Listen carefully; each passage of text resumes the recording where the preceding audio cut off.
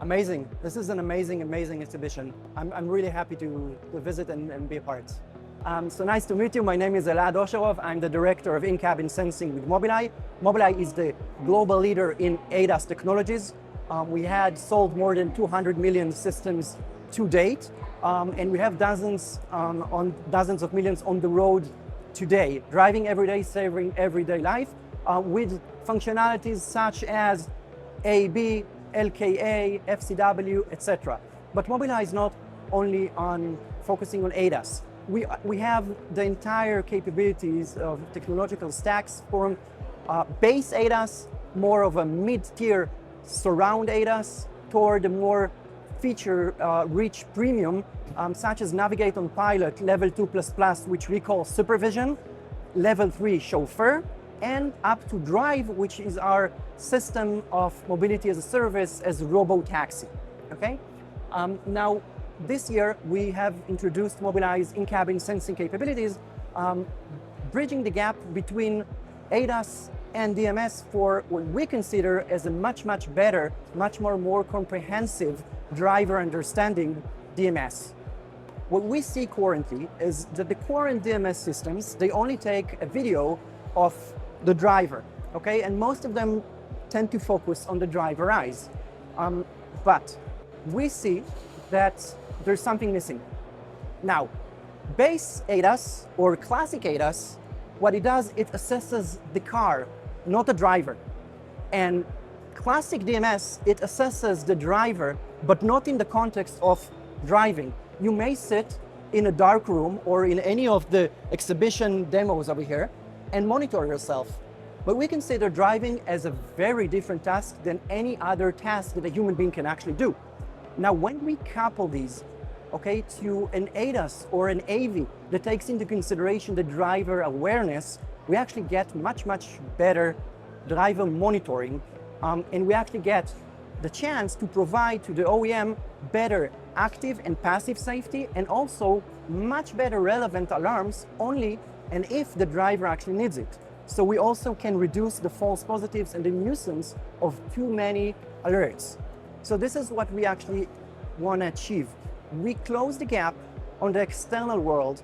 We calibrated between the internal camera that monitors the driver and the external ADAS camera or AV camera. Now we project the driver gaze direction estimation on top of any world object.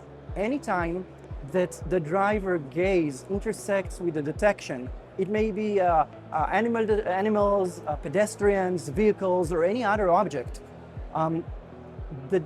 We understand where you what is the last time you saw it? Have you perceived it? Can you act upon it? Did the object change position? And we need to monitor the driver's awareness and let him know that this and that car or pedestrian change position or emerge into the drivable path. So we can actually achieve this by incorporating the three pillars.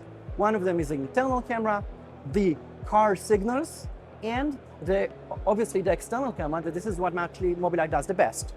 So first of all, we cut them a lot of money, we cut the BOM, because you do not need an external ECU or any system on a chip, different system on a chip, to run these algorithms. They already buy the EyeQ chip, whether it's an EyeQ6 Lite, EyeQ6 High, or any other future Mobileye SoC. So once they buy it, they can run Mobileye's DMS and OMS on top of it. So it cuts a lot of costs. So this is one thing. The second thing is integration footprint. They do not need to integrate any other third party. They get everything as a one-stop shop. And it saves them what we call too many cooks in the kitchen. They can fine-tune it, and it's perfectly fine-tunable to the specific OEM's taste. They can fine-tune most of the attributes to get it just right, to have it just right for the specific OEM requirements, okay? And the fourth issue is driver acceptance. Instead of getting a lot of false positives, alarms, etc., we try to have the best user experience possible. Instead of getting a lot of false positives with respect to driver drowsiness, DUI, distraction, since we combine between the internal sensing and external sensing, and we monitor the driver in the context of the environment, of what actually happens on the road, we can do so much more. It's really important to understand if the driver has been swerving in order to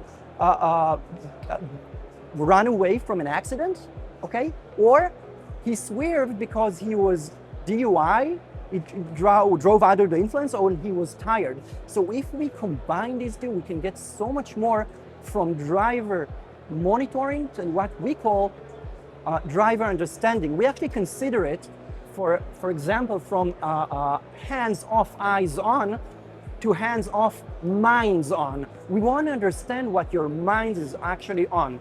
Let's take, for example, a situation where you are driving on Mobileye's Level 2++ system from San Francisco Bay Area to, for example, Los Angeles. It's like a 7-8 hour drive. It's a very tedious drive. And the driver is only, like looking on the road. The classic DMS will tell you that the driver is only looking at the road. That's it. What we want to do is to let you understand if the driver actually is perceiving the scene, if he is situationally aware, how you actually scan the scene, saccadic movements, fixation, smooth pursuit. We will be able to understand everything, to augment every detection on the road with the last perceived time. And what it enables us is to have much better tunability toward how the car is actually behaving. Let's take, for example, if we are driving in this long road and the driver is not currently looking and just daydreaming, I would be opting to understand that the driver is daydreaming.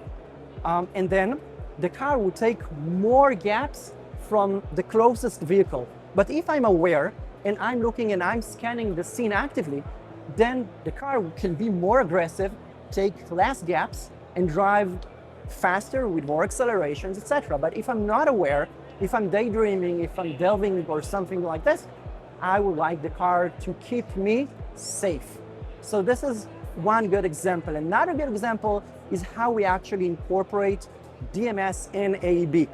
Okay, so the next regulation of Euro NCAP dictates that even on a minor, even in a minor interception or between our own car, the ego motion, and this and that maneuvering targets, for example, a pedestrian or a vehicle, etc., we must invoke an FCW and an AEB. So we have a lot of examples about how we can suppress false positives in AEB, which is, first of all, it's not comfortable. Second of all, it's really dangerous because we can get crashes from behind. So the next generation of AEB would include DMS as built-in functionality in order to reduce the false positive. And we have many more examples to show later on down the road how we can actually specifically have specific alerts, specifically tailored to what actually happened on the road, and provide you with the necessary information if and only when you need it, and not more than that. So let's consider, for example, if I'm swerving to try and avoid an accident. Now this is one case, and the other case is I'm swerving because I drank and drove, DUI, or I'm tired, or I sent a WhatsApp message on my cell phone. This is a completely different scenario, and I would like to monitor it, understand it, signal, and behave differently with respect to the automation. So this is one good example. Another good example is, did the driver understand and perceive some kind of hazard on the road? Let's take, for example, a nice day where I'm driving near a school or a kindergarten, and there's a little girl who crosses the road 30 meters ahead of me. And let's consider that I'm not looking at her. I have not perceived the fact that she's crossing the road. Now, the DMS, Mobileye DMS, will alert the driver, listen, you're not paying attention. Look at her, okay? But if the driver is looking at her, okay, we may suppress the AEB and FCW alert only to the last possible minute because it's more plausible that the driver will take an evasive maneuver. If I haven't seen her, I may take an approach of taking a comfort braking much before that. It's much safer because I won't get collisions from behind. I may get even a jerk in the steering wheel, or for example, in a vocal alert or whatever. and I may invoke the A/B much before, but on a comfort level. So it's completely different. So this is what happens when you actually tend to combine between the internal sensing and external sensing. There's also a lot of information encapsulated in driver awareness. We tend to scan the scene with respect to how I actually scan, how I actually look on the scene, how I perceive the world differently while I'm tired or while I'm drunk. So we monitor all of this, and it's only possible if you use Mobileye's technology and you close the gap on what actually happens in the external world. So we have the internal camera that takes videos of the driver, and we also monitors the entire stack of car signals, steering wheel, braking, acceleration, etc. And we close the gap on what I'm actually looking at the external world. And it's more of similar to what we actually do in the lab, where we have a ground truth. Here in this scenario, we have the ground truth by Mobileye's algorithms that do all the detection outside the world, on the external world, and we just couple the driver gaze direction estimation and behavior on top of this. And also, it's really important, as I said, to take everything into the context of driving. The daytime, the events that happened on the road, how I actually reacted, how I actually scanned the scene, forgot like objects that I missed in like a specific time window. All of these are very indicative, along with fixation, saccadic movement, smooth pursuit, about how I scan the scene through drowsiness and fatigue, and DUI, of course. We consider it as moving from eyes on to minds on. We want to understand, are you capable of regaining control of the steering wheel? Are you aware of what happened? Can you act upon it? Have you perceived it? All of these questions can only be answered once we couple between the internal sensing and the external sensing. So this is, in our opinion, the most relevant issue, and also taking all the road from base ADAS to working in conjunction with the autonomous vehicles. In level 2++, and even level 3, we need to understand that the driver is aware. For example, on level 3, there's 10 seconds if the alerts is raised to grab the steering wheel. Can I grab the steering wheel? Can I perceive the situation, be situationally aware to what is actually happening? Am I awake? Am I sitting in the driver's seat? And am I eligible to take an action? All of these questions must and can be answered only once we understand where the driver is looking at. Okay, so when the person or the human driver is working alongside an automation, a very good and capable DMS system must be installed.